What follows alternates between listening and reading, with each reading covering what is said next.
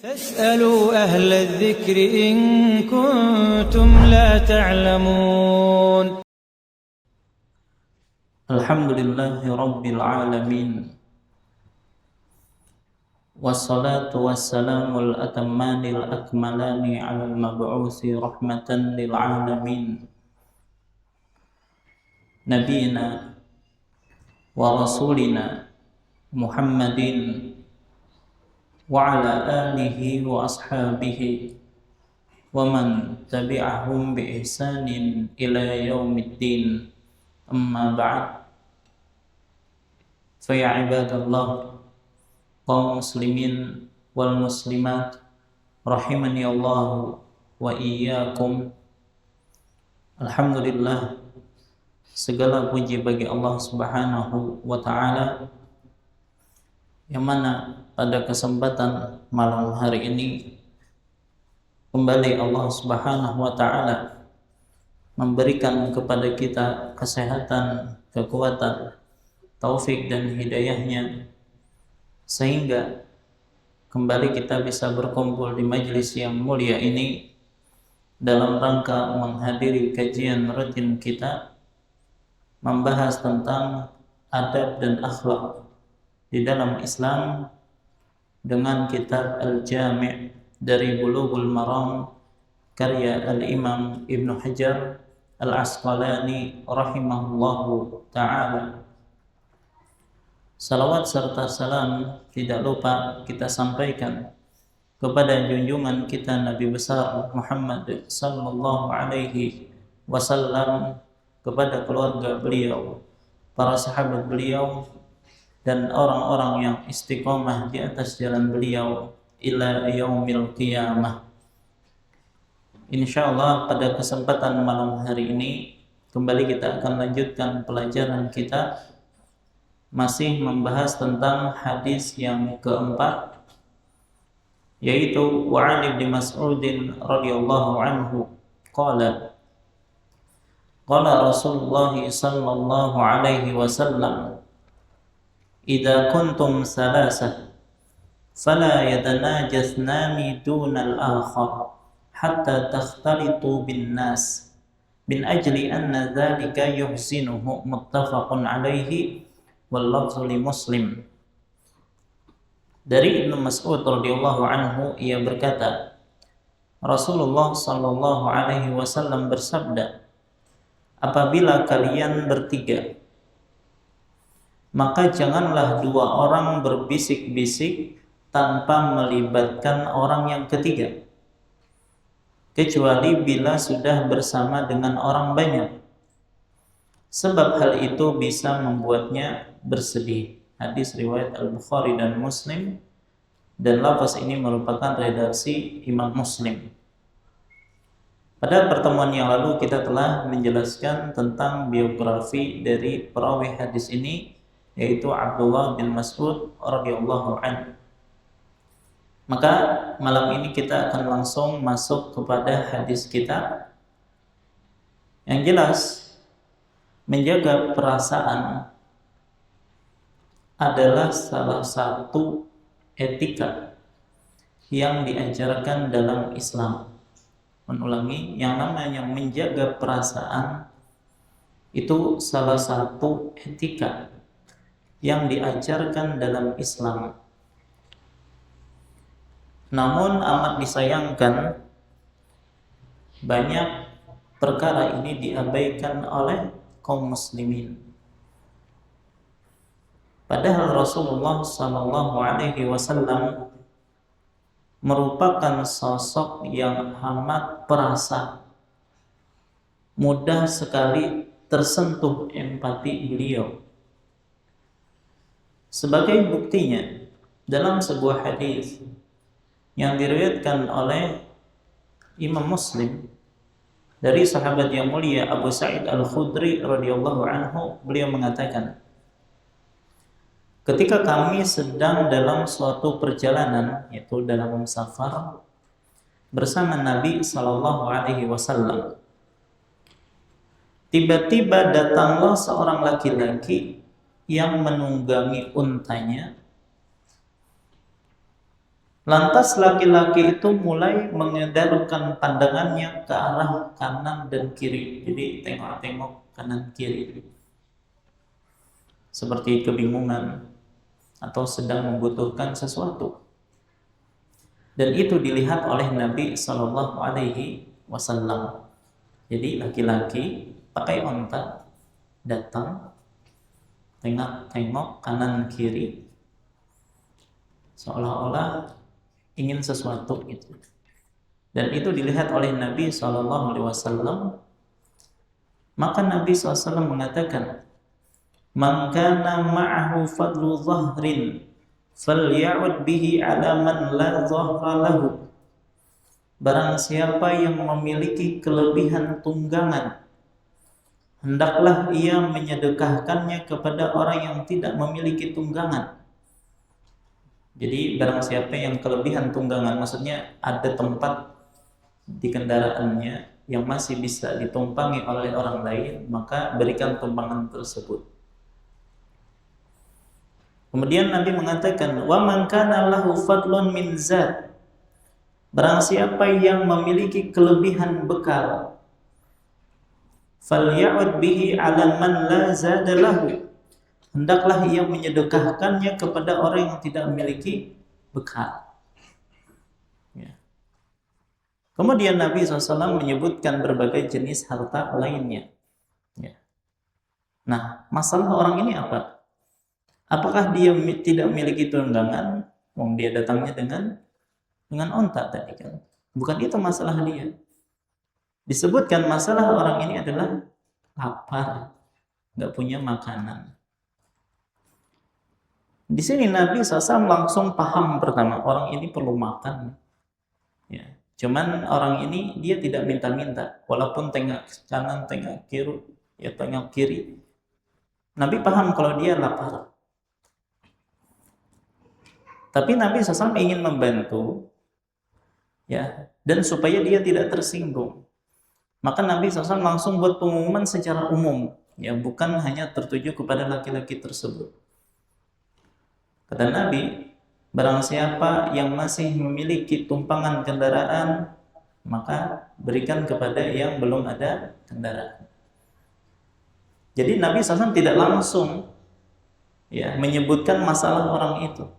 Baru setelah itu yang kedua, barang siapa yang mempunyai kelebihan bekal, maka berikan kepada yang tidak ada bekal. Nah, itu yang dimaksud oleh Nabi. Cuma Nabi tidak langsung menyebutkan itu saja. Ya, tetapi beliau menyebutkan secara umum. Tujuannya apa? Untuk menjaga perasaan orang ini. Ya. Jadi beliau pertama sangat perasa, paham nih kondisi orang ini. Kemudian Nabi SAW menjaga perasaan dia supaya tidak malu. Ya. Jadi dibuat umum. Ya. Kemudian beliau tidak langsung menyebutkan kebutuhan orang ini, tapi mulai dari tunggangan dulu. Dia sudah ada tunggangan. Masalahnya di mana? Dimakan. Ya. Maka inilah akhlak Nabi kita Muhammad SAW, ya, terutama dalam menjaga perasaan sahabatnya. Ya. Apalagi sahabat ini sahabat yang mulia, dia tidak minta-minta. Ya. Baik. Nah, jadi ini adalah contoh dari Nabi kita Muhammad SAW, bagaimana beliau menjaga perasaan. Ya. Banyak sekali ajaran Islam, syariat Islam yang mengajarkan kepada umatnya untuk menjaga perasaan orang lain. Ya. Dan kalau kita sebutkan satu persatu, maka sangat banyak, tidak akan cukup waktunya.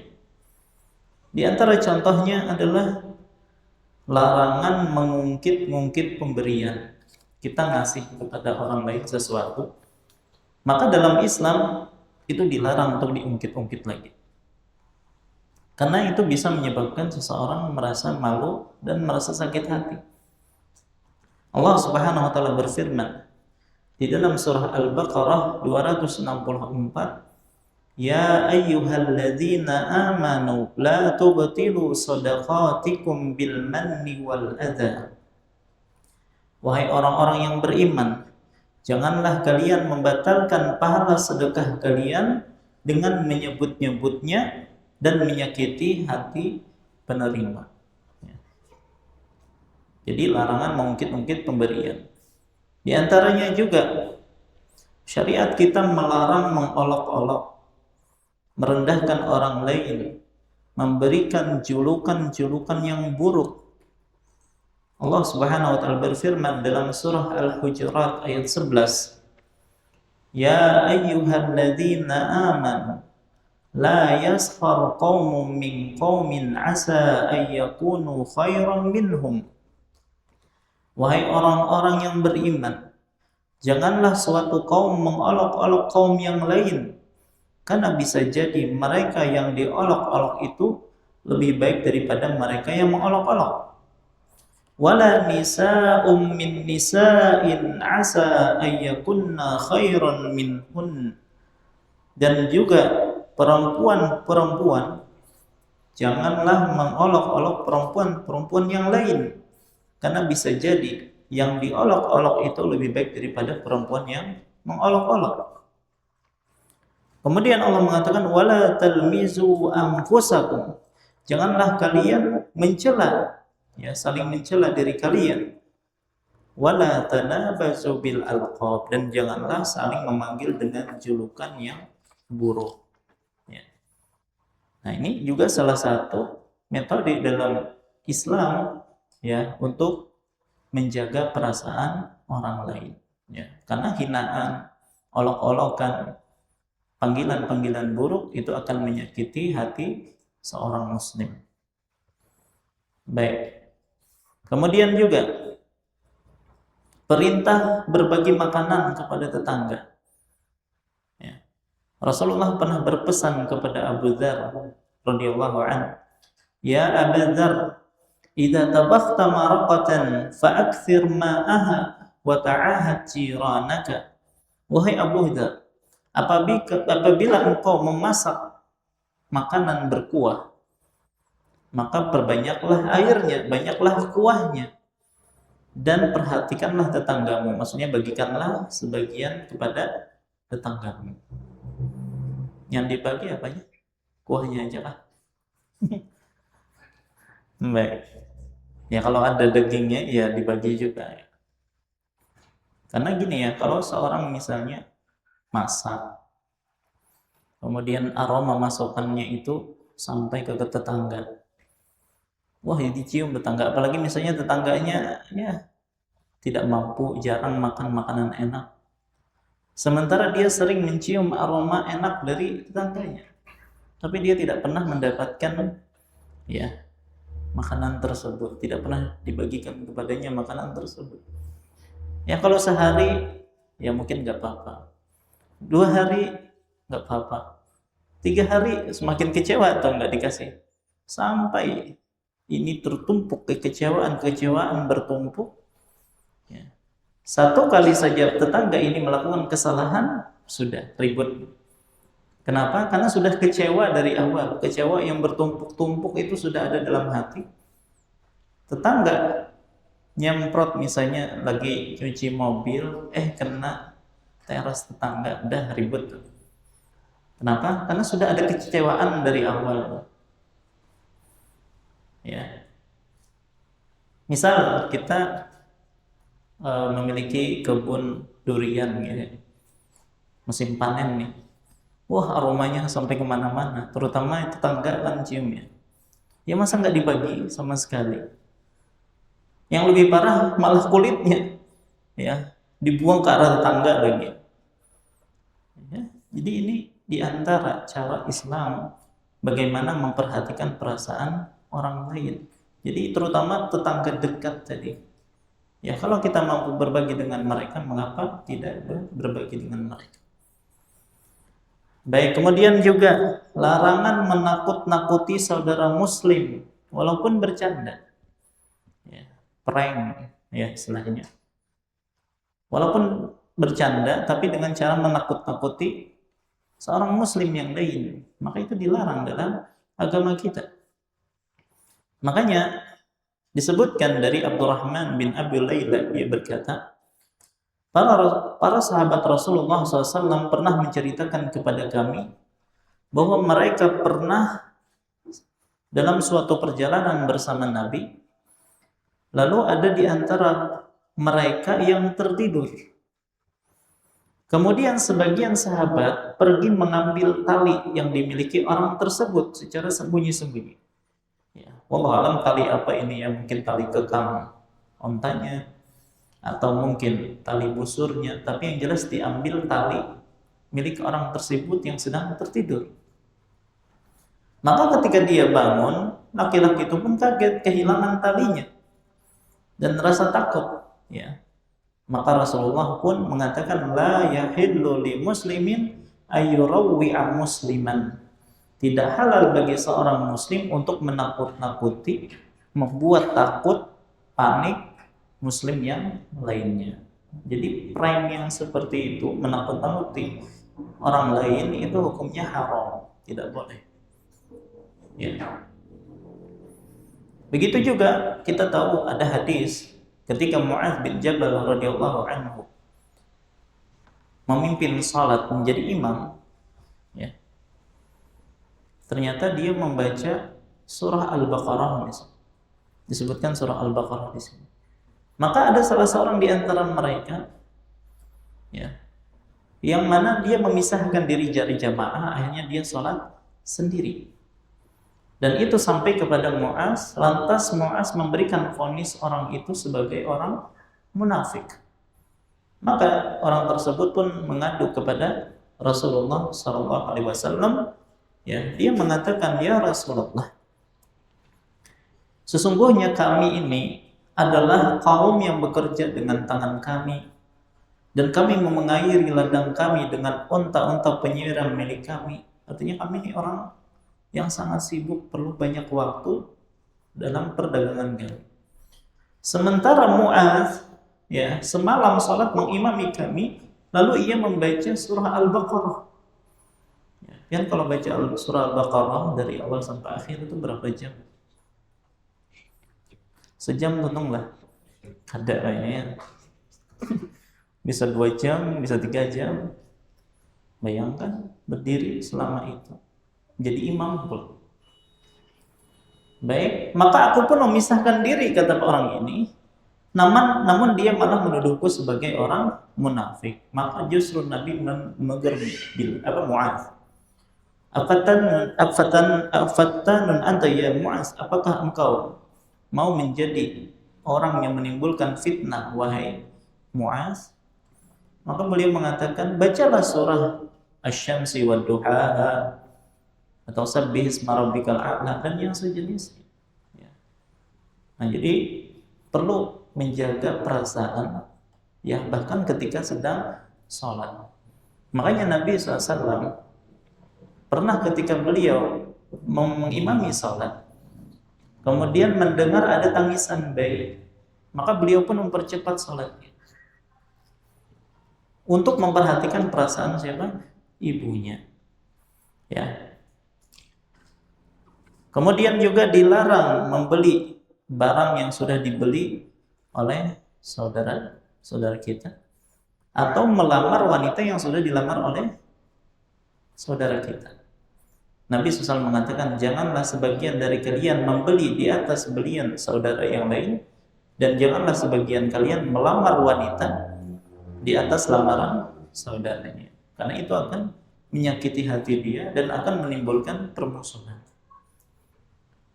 Bahkan bukan hanya kepada manusia, kepada binatang pun kita diperintahkan untuk menjaga perasaannya, ya. Binatang saja disuruh untuk dijaga perasaannya, ya. Bukan hanya kita disuruh untuk menyayangi binatang tersebut, bahkan Islam, ya, memerintahkan mempraktekkan kasih sayang kepada hewan sampai pun di detik-detik akhir hidup hewan tersebut. Ya, terutama ketika ingin menyembelih, kan gitu. Nabi mengatakan, innallaha katabal ihsana ala kulli syai'. Dua orang jangan berbisik-bisik tanpa melibatkan orang yang ketiga. Tujuannya apa? Menjaga perasaan. Tapi dalam masalah menjaga perasaan, ya, harus ada catatan di sini, yaitu tidak boleh melanggar agama dengan alasan ingin menjaga perasaan. Ulangi. Jangan sampai melanggar agama dengan alasan ingin menjaga perasaan. Contoh misal, kita lagi sama kawan-kawan, kemudian kawan ini nawarin ke kita rokok misalnya. Wah, ini nggak enak nih kalau nggak diterima, untuk menjaga perasaan dia, ya sudah ikut ngerokok. Ya enggak gitu. Diajak salaman oleh seseorang, ya perempuan lawan jenisnya. Akhirnya demi menjaga perasaan dia, ya disambut aja. Ini tidak boleh yang seperti ini. Artinya jangan sampai dengan dalih menjaga perasaan akhirnya melanggar syariat. Baik. Nah, sekarang kita akan memasuki pembahasan hadis kita tadi tentang at-tanaji, yaitu bisik-bisik tadi. Pertama, apa hukum berbisik-bisik? Apa hukum berbisik-bisik? Hukum berbisik-bisik itu tergantung dari konten yang dibisik-bisikkan dan juga pada kondisi saat berbisik-bisik. Sebab orang yang berbisik-bisik itu terkadang kontennya buruk, terkadang kontennya baik, kan gitu. Lagi kadang konten berbisik-bisik itu kadang buruk, kadang baik. Kondisi pertama, kontennya buruk. Bila konten yang dibisik-bisikkan ini adalah sesuatu yang buruk, maka tentu saja hukumnya adalah haram.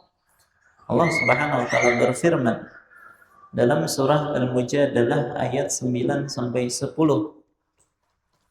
Ya ayyuhalladzina amanu idza tanajaitum fala tatanajaw bil itsmi wal udwani wa ma'siyatir rasul. Wahai orang-orang yang beriman, apabila kalian mengadakan pembicaraan rahasia, maka janganlah kalian membicarakan perbuatan dosa, permusuhan, atau durhaka kepada Rasul. Baik, kemudian ayat berikutnya. Innaman najwa minasyaitani liyahzunal ladzina amanu wa laysa bidarrihim syai'an illa biidznillah. Sesungguhnya pembicaraan rahasia itu, ya, terutama yang buruk tadi, termasuk perbuatan syaitan agar orang-orang yang beriman itu bersedih hati. Sedangkan pembicaraan itu tidaklah memberi bencana sedikit pun kepada mereka. Ya, intinya tidak boleh mengadakan pembicaraan rahasia kalau itu adalah sesuatu yang buruk. Ya. Contoh bisik-bisik dalam perbuatan dosa, misalnya ghibah, ya. Kan kadang ghibah itu semakin bisik itu semakin tinggi levelnya tuh, ya. Dan biasanya ghibah itu kan bisik-bisik ya, biasanya. Kadang ada juga atau namimah, adu domba, ya. Atau bisik-bisik pas ujian, ngasih contekan.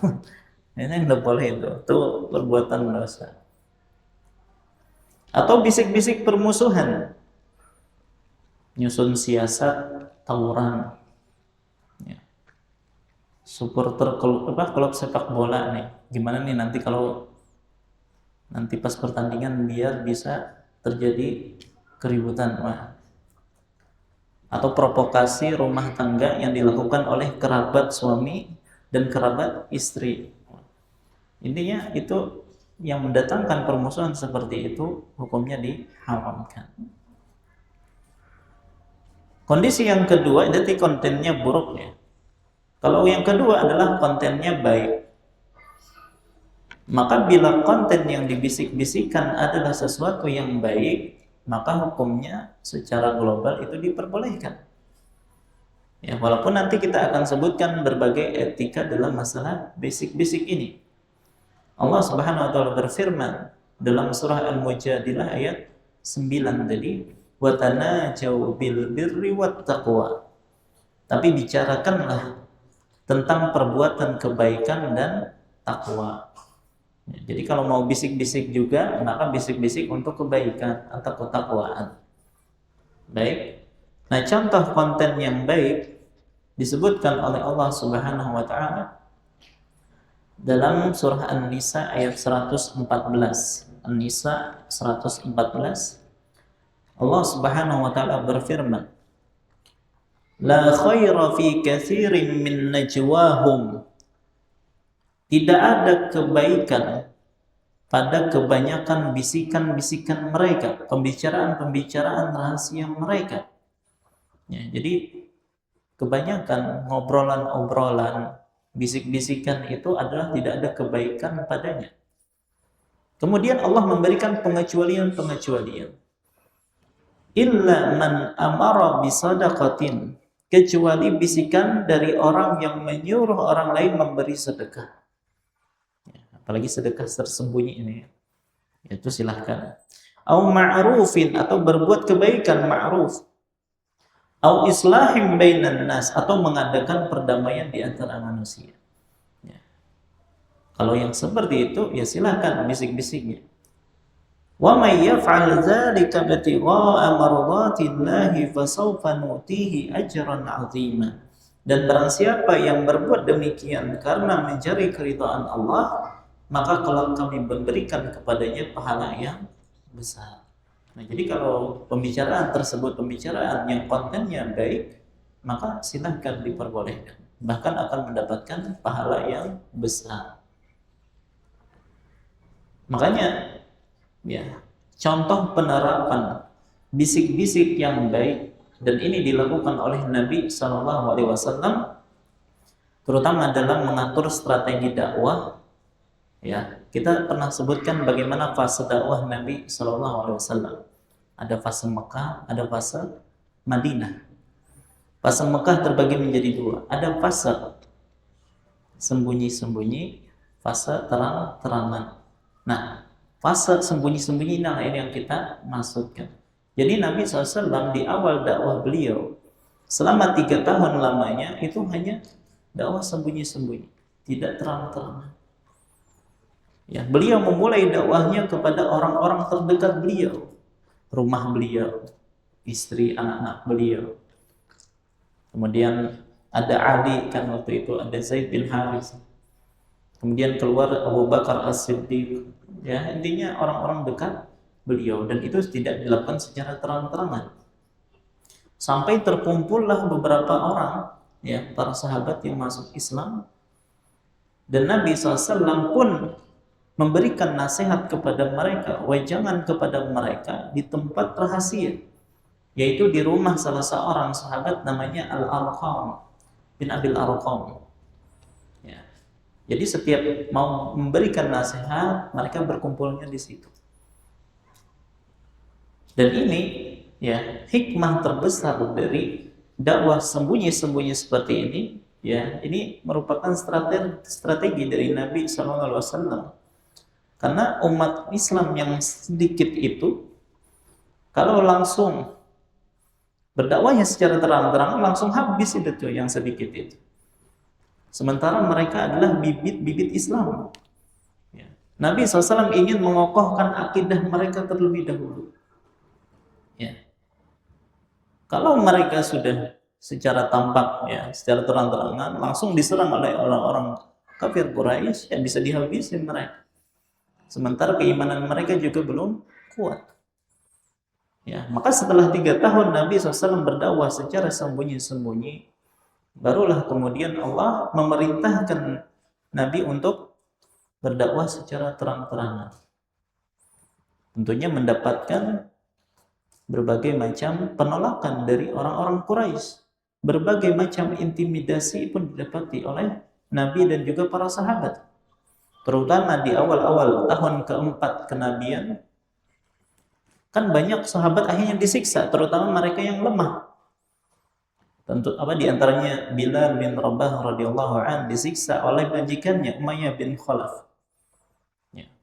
Padang pasir yang panas, Bilal dilepas bajunya, Ya, diletakkan di atas pasir panas tersebut, kemudian diletakkan batu yang sangat besar di atas dadanya. Ya. Tujuannya apa? Supaya Bilal kembali ke kekufuran. Tapi Bilal tetap tidak mau meninggalkan agama Islam. Kenapa? Karena pondasi akidahnya sangat kuat sudah. Kemudian keluarga Yasir. Keluarga Yasir itu ada 3 orang ya. Yasir sang ayah, Sumayyah ibu, dan anaknya Ammar bin Yasir. Mereka ini disiksa oleh Abu Jahal.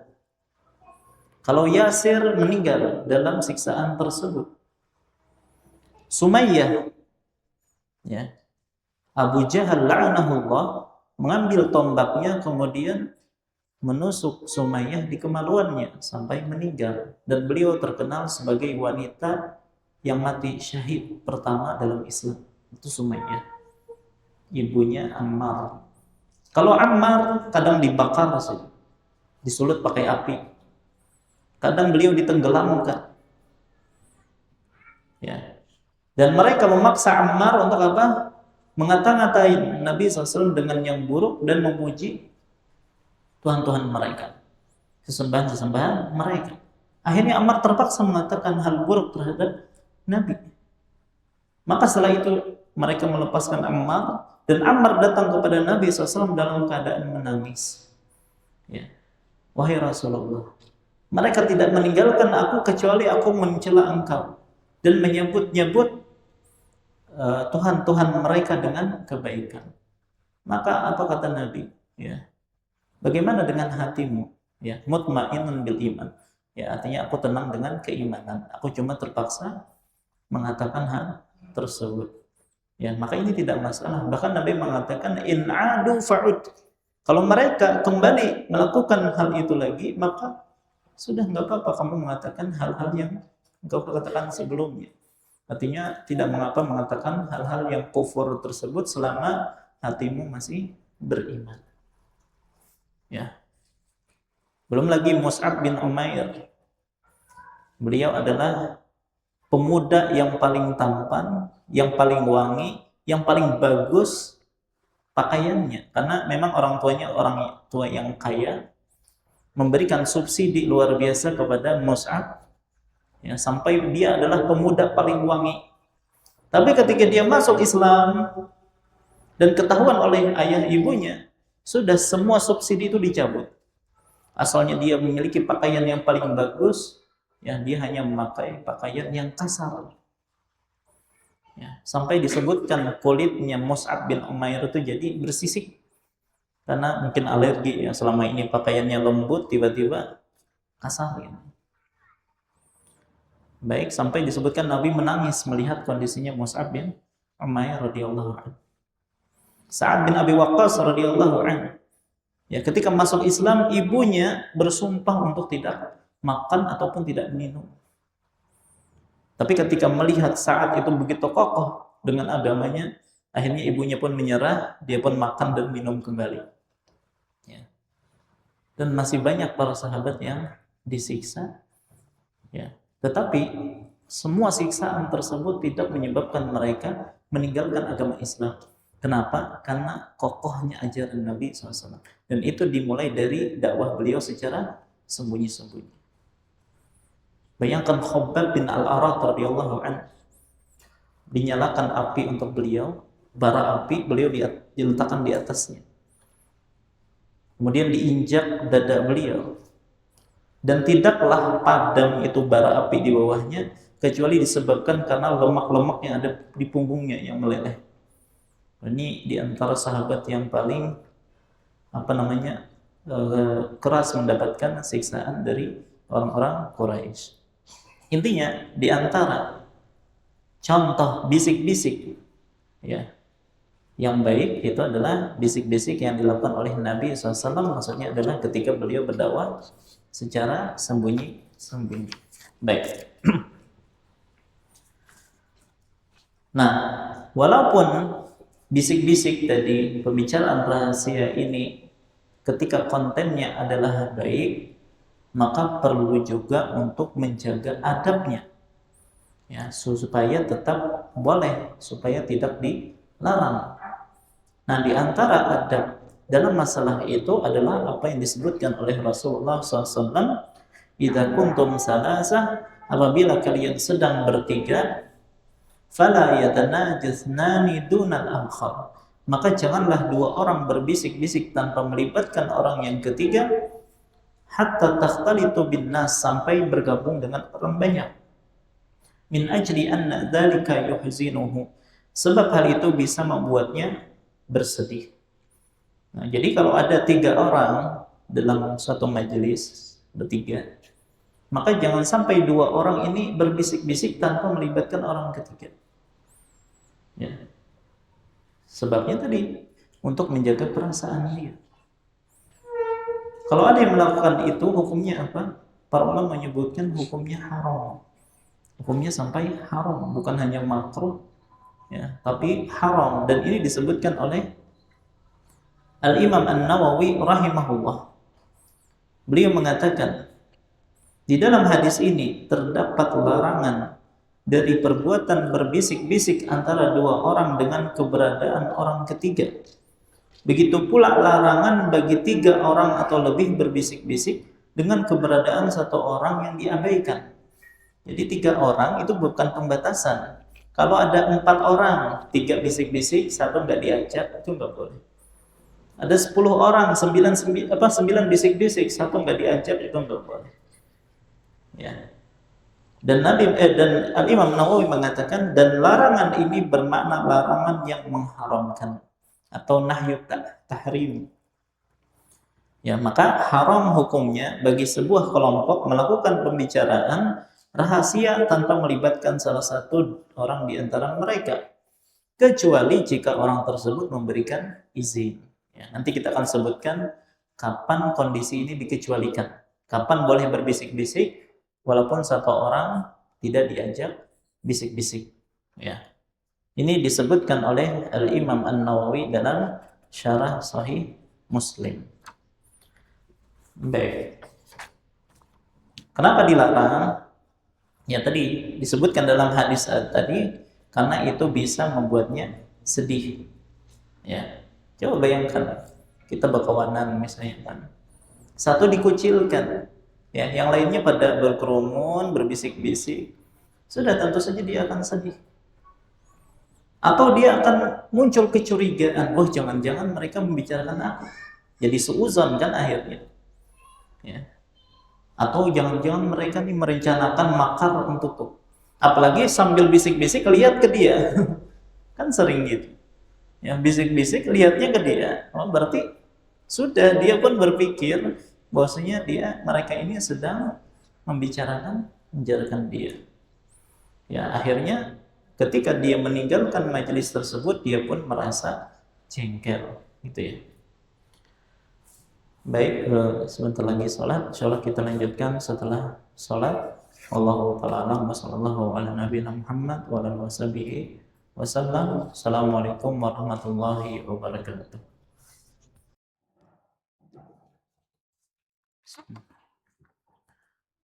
Assalamualaikum warahmatullahi wabarakatuh. Alhamdulillahi wahdahu, wassalatu wassalamu ala man la nabiyya ba'dah, nabiyina wa rasulina Muhammad ibn Abdullah wa ala alihi wa ashabihi wa man wala ma ba'd. Fa insyaallah kita lanjutkan kembali pembahasan kita. Maka tadi telah kita sebutkan kenapa perkara ini dilarang. Kenapa dilarang berbisik-bisik antara 2 orang tanpa melibatkan pihak yang ketiga. Maka sebagaimana yang disebutkan dalam hadis, min ajli anna dzalika yuhzinuhu, karena perkara tersebut bisa menimbulkan perasaan sedih di hati orang yang ketiga tadi, atau menimbulkan kecurigaan, suuzon, prasangka buruk, jangan-jangan 2 orang itu sedang membicarakanku. Dan kan rentan seperti itu. Ya, kalau dua orang berbisik-bisik tanpa melibatkan orang ketiga, biasanya itu memicu suuzon. Ya, dari pihak yang ketiga, jangan-jangan keduanya sedang membicarakan aku. Dan ini sering terjadi. Baik, maka sebagian ulama menyebutkan la tad'u sahibakum najiyan li syaitan. Janganlah kalian membiarkan sahabat kalian itu menjadi teman bisikan bagi syaitan. Ya, artinya ketika dia tidak diajak bisik-bisik tadi, maka dia akan dibisiki oleh syaitan. Ya, tadi dengan berbagai macam prasangka, ya, suuzon, kecurigaan dan seterusnya. Jadi bermain syaitan di situ. Dan itu bisa memicu keributan, permusuhan dan seterusnya. Baik. Makanya ya, menakut-nakuti, membuat sedih seorang muslim itu tidak boleh. Sekalipun dalam rangka bercanda tadi, ngeprank tadi. Makanya dalam hadis yang lain Nabi SAW bersabda, la ya'khudanna ahadukum mata'a sahibihi jaddan wala la'iban. Janganlah sekali-kali salah seorang di antara kalian mengambil barang milik temannya baik karena bercanda maupun serius. Kan kadang ada sebagian kita itu iseng dengan kawan itu, diambil sandal, disembunyikan misalnya, diambil HP-nya terus disimpani. Itu nggak boleh, ya. Menyebabkan dia sedih, takut, khawatir, ini kemana HP? Kemana sandalku? Walaupun tujuannya adalah bercanda, ternyata hal itu tidak dibolehkan dalam agama kita. Wa idza wajada ahadukum 'asa sahibi falyardudha 'alaihi. Apabila salah seorang di antara kalian menemukan tongkat temannya, maka hendaklah ia mengembalikan kepadanya. Nah, para ulama menjelaskan, di antaranya Abu Ubaid mengatakan, yaitu seseorang mengambil barang milik temannya bukan karena berniat mencurinya, bukan untuk memilikinya, melainkan hanya bercanda, bermaksud memicu kekesalan, kemarahan, ya, pada hati temannya. Maka orang ini memang bercanda dalam masalah pencurian, tetapi dia serius dalam menimbulkan gangguan rasa takut pada saudaranya, dan itu tetap diharamkan. Ya. Apalagi perkara ini tanaji dua orang tanpa melibatkan yang lainnya, ya, yang ketiga dilakukan saat bersafar. Misalnya bersafar bertiga, dua orang selalu aja bisik-bisik terus tanpa melibatkan yang ketiga, melakukan pembicaraan rahasia tanpa melibatkan yang ketiga. Dalam keadaan safar ini makin ditekankan, makin dilarang. Ya. Makanya disebutkan oleh Abdullah bin Amr radhiyallahu anhu bahwasanya Rasulullah SAW bersabda, "Wala yahillu lil salasati nafarin yakununa bi ardi falatin yatanajasnani duna sahibihima." Tidak halal bagi tiga orang yang berada di suatu padang pasir, ya, artinya sedang bersafar. Dua orang di antaranya saling berbisik-bisik tanpa melibatkan temannya yang satu lagi. Kenapa lebih parah ketika safar?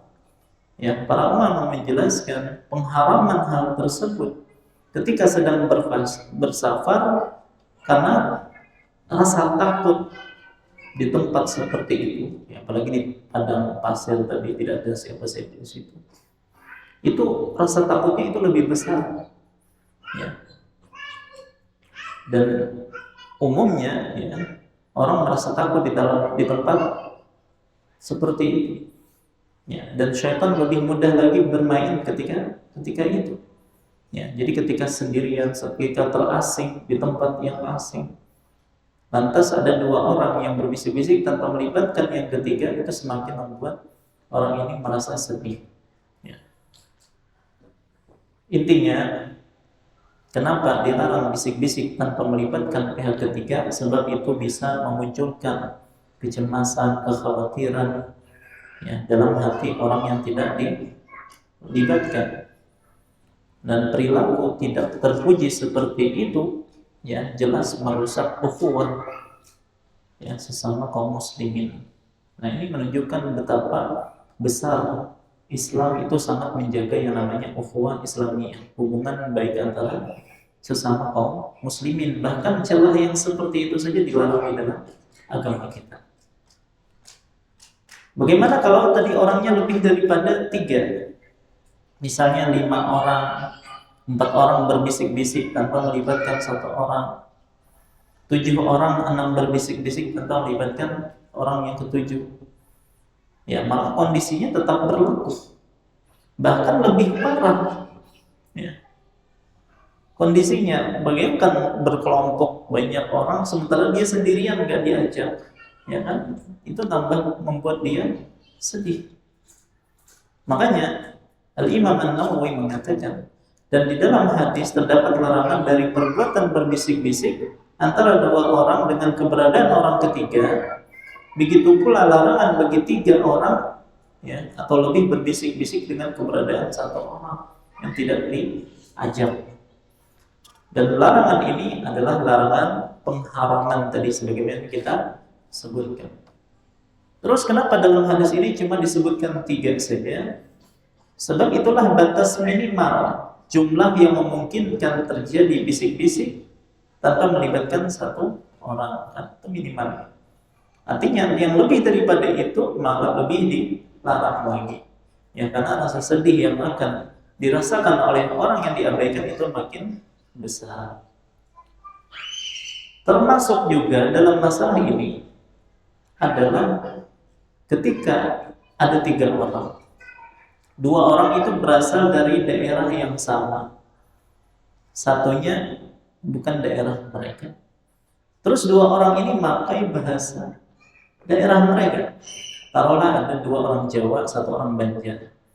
2 orang Jawa ini dia nggak bisik-bisik. Cuman bicaranya bahasa Jawa terus.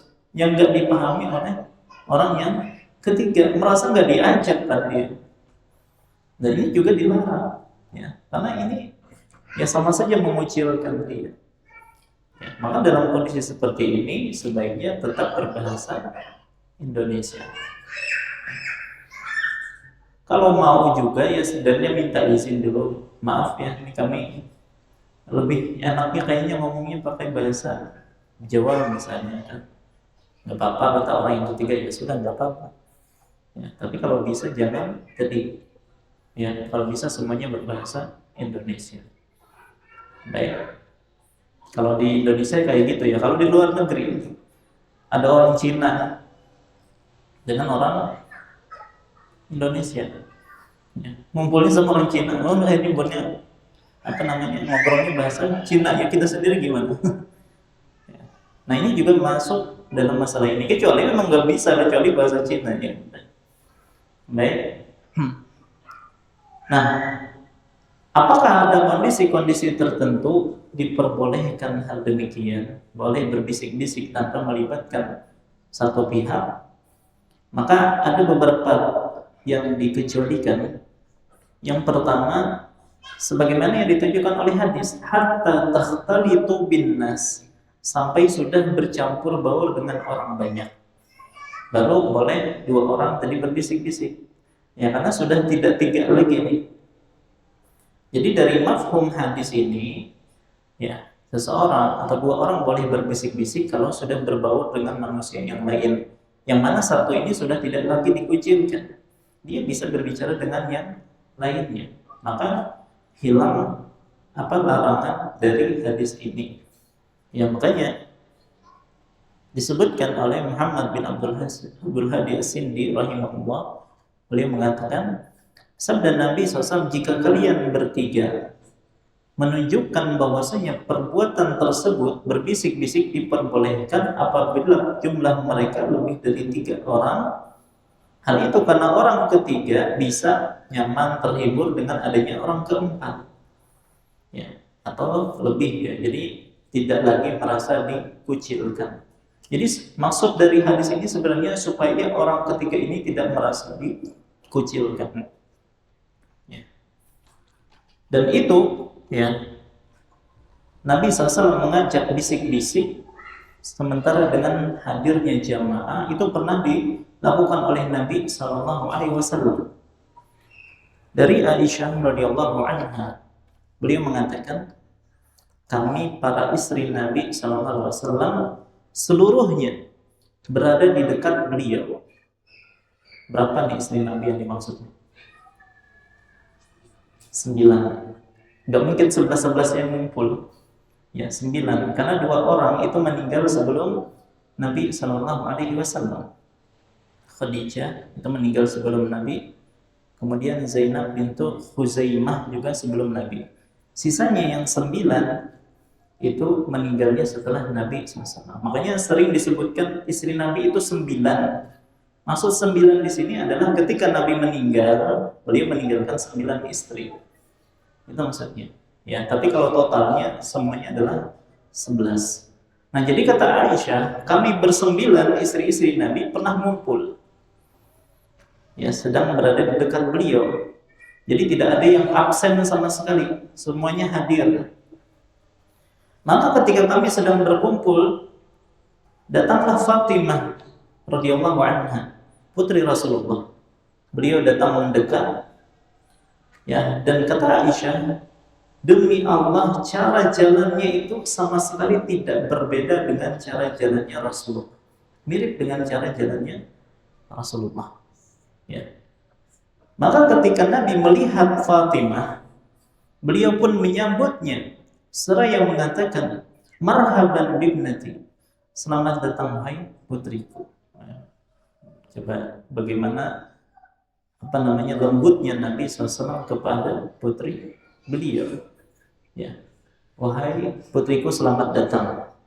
Bukan hanya itu, kemudian beliau menundukkan Fatimah di sebelah kanan beliau. Ada juga yang mengatakan sebelah kiri beliau. Intinya Nabi mendudukkan putrinya di sisi beliau. Setelah itu beliau membisikkan sesuatu kepadanya. Padahal nih hadir nih istri-istri Nabi, ternyata Nabi membisikkan sesuatu kepada Fatimah. Maka setelah dibisiki, ternyata Fatimah itu menangis dengan tangisan yang sangat sedih. Maka ketika Nabi SAW melihat kesedihan Fatimah, beliau membisikkan sesuatu untuk kedua kalinya. Ya. Dan setelah itu ternyata Fatimah tertawa. Ya, maka istri-istri Nabi pun merasa penasaran apa sebenarnya yang dibisikkan oleh Nabi kepada Fatimah. Maka aku berkata kepadanya di antara para istri beliau yang lain, wahai Fatimah, Rasulullah mengistimewakanmu dengan rahasia di antara kalian berdua. Namun kemudian kamu malah menangis. Ketika Rasulullah SAW beranjak pergi, ya, aku pun bertanya kepada Fatimah, apa yang beliau bisikan kepadamu? Fatimah menjawab, aku tidak akan menyebarkan rahasia Rasulullah. Ya, Rasulullah masih hidup dan aku tidak akan menyebarkannya. Maka setelah wafat Rasulullah, ya, aku kembali bertanya kepada Fatimah, aku meminta dengan sangat kepadamu demi hakku yang ada padamu agar kamu menceritakannya kepadaku. Maka kata Fatimah, baik, kalau sekarang iya, aku akan ceritakan karena Rasulullah sudah meninggal. Lalu Fatimah pun mengabarkan kepadaku dengan berkata, adapun saat beliau membisikkan kepadaku perkara yang pertama, beliau mengabarkan kepadaku bahwasanya Jibril dahulu biasa, ya, menyetorkan Al-Quran, ya, atau mendengarkan bacaan Al-Quran Nabi SAW setahun sekali. Ya. Dan sesungguhnya pada tahun ini, ya, aku menyetorkannya 2 kali. Dan itu aku tidaklah melihat hal itu melainkan ajalku telah dekat. Ya, biasanya sekali-sekali aja, satu kali khatam. Ternyata tahun ini 2 kali khatam. Dan aku tidak melihat atau tidak menganggap hal itu kecuali dekatnya ajalku. Artinya aku sebentar lagi meninggal. Nah, itulah yang menyebabkan si Fatimah radhiyallahu anha menangis. Maka kata Nabi, ya, bertakwalah kepada Allah dan bersabarlah, karena sesungguhnya sebaik-baik pendahulu bagiku adalah aku. Jadi memang Fatimah ini adalah satu-satunya anak Nabi SAW yang mendapati kematian ayahnya. Semua anak Nabi SAW itu meninggal sebelum Nabi SAW, kecuali Fatimah. Ya. Al-Qasim, Zainab, Ruqayyah, Ummu Kulsum, Abdullah, Ibrahim, itu semuanya meninggal sebelum Nabi SAW. Satu-satunya yang mendapati Rasulullah meninggal itu adalah Fatimah. Ya. Kemudian Fatimah melanjutkan, maka aku pun menangis dengan tangisan yang kau lihat itu. Ketika beliau melihat kecemasanku, maka beliau membisikkan yang kedua kalinya. Beliau bersabda, wahai Fatimah, tidakkah kamu ridha menjadi sayyidah, penghulu, pemimpin wanita orang-orang yang beriman, ya, atau pemimpin wanita umat ini, ya, nanti ketika di surga. Ya, nah itulah yang membuat Fatimah tersenyum. Ya. Maka di dalam hadis ini terdapat dalil bahwasanya pembicaraan rahasia itu boleh dilakukan ketika, ya, di tengah orang banyak. Ya, artinya tidak hanya ada yang satu pihak yang terkucilkan. Buktinya Nabi SAW berbisik kepada Fatimah sementara banyak istri Nabi SAW yang hadir pada waktu itu. Maka ini kondisi yang dikecualikan yang pertama, yaitu ketika sudah banyak orang. Yang kedua, boleh berbisik-bisik tanpa melibatkan yang ketiga kalau pihak yang tidak dilibatkan itu memberikan izin. Oh, nggak apa-apa, silahkan, ya, nggak masalah. Karena sebenarnya ini adalah hak dia. Bila dia mengikhlaskan haknya, maka itu diperbolehkan, tidak masalah. Baik. Kondisi yang ketiga yang membolehkan seseorang berbisik-bisik tanpa melibatkan yang ketiga, bila ada kebutuhan mendesak atau ada maslahat yang lebih besar. Ada kebutuhan mendesak atau ada maslahat yang lebih besar. Ya. Makanya Al-Imam An-Nawawi membuat satu bab di dalam Riyadhus Shalihin, bab larangan 2 orang berbisik-bisik tanpa melibatkan orang ketiga tanpa izinnya, kecuali karena adanya kebutuhan. Syekh Muhammad Shalih Al-Munajjid hafizahullah berkata, ketika beliau menyebutkan contohnya, kata beliau, di antara contoh bentuk ini misalnya adalah terkadang seorang tamu datang kepada kita bertamu, ya kan? Kan kadang kita kalau ingin menyuguhkan sesuatu, kita panggil anak kita bisiki, ya, untuk mendatang apa?